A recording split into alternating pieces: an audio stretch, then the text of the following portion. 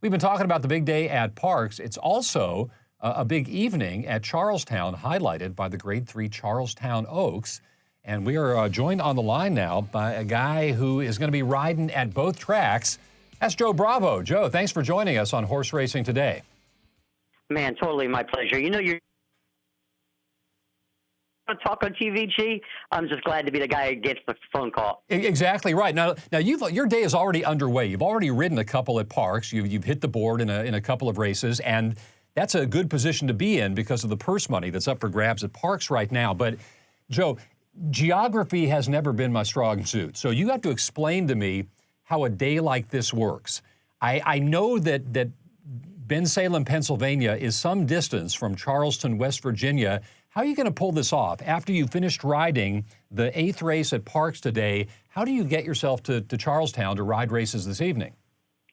When there's a will, there's a way, okay. Right? And through this life, yourself, I'm just very blessed to have good friends around. I'm able to have a friend owner that has a private plane that's leaving here after the 9th race, and we'll make it to Charlestown tonight. It's just blessed to have good people around you, and wild when things are just going good, it just goes good. Okay, well, racing fans across America and even beyond know you as Jersey Joe. I think for today we call you Jet Set Joe as you jump on the private plane to get to Charlestown.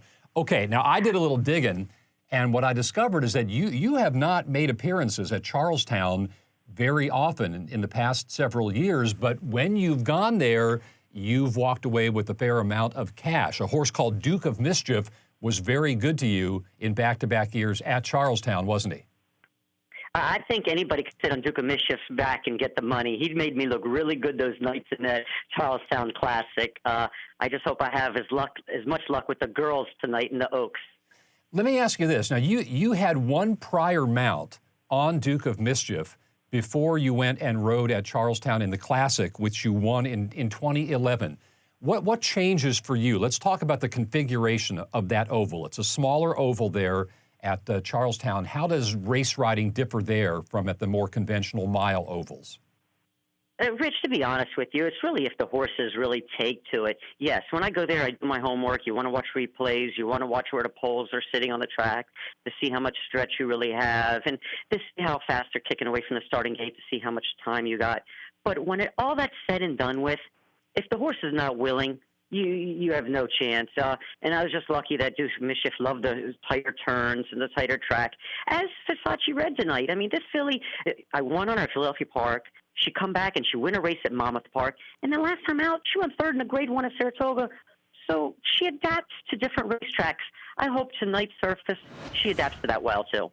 It looks to me, I'm looking at her lifetime past performances now as the fans at home take a look at her 3rd place finish in the prior S. She was in the mix early in that maiden breaking score at Parks. She was much further off the pace in the prior S. That kind of tells me that you may have some tactical options this evening. It does. I mean, it's just like I say, today's going to be 2 turns tonight for her. While she's been running a 1 turn the last couple times, it comes down to the horsepower. Let's see. I'll say one thing, though. Isn't it wild? Here you put up a Grade 2, $350,000 race. It's only 6 horses, but there's not one local horse in a race. Yeah. You got guys like Linda Rice, Todd Fletcher, Jones. I mean, it's a really good match. But I wouldn't trade my place for anybody in a race. I'm really excited to see what happens tonight.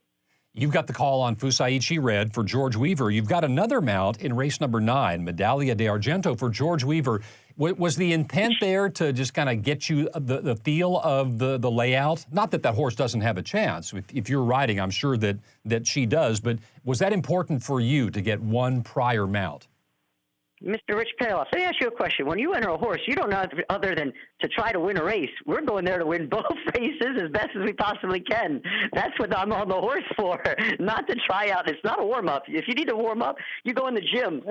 I think George Weaver entered the horse to try to get the money, and it's a $100,000 race. I just got called out by Jersey Joe Bravo. And you know what? You're exactly right. You're in the race. You're going to try to win.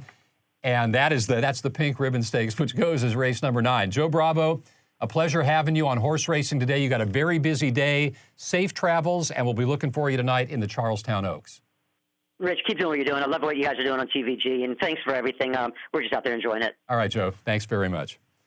Jockey Yeah. Joe Bravo. Yeah, of course, they're entered to win the race. That's the Grade 3, $350,000 Charlestown Oaks, and Joe's going to be riding Fusaichi Red for trainer George Weaver. More of horse racing today right after this.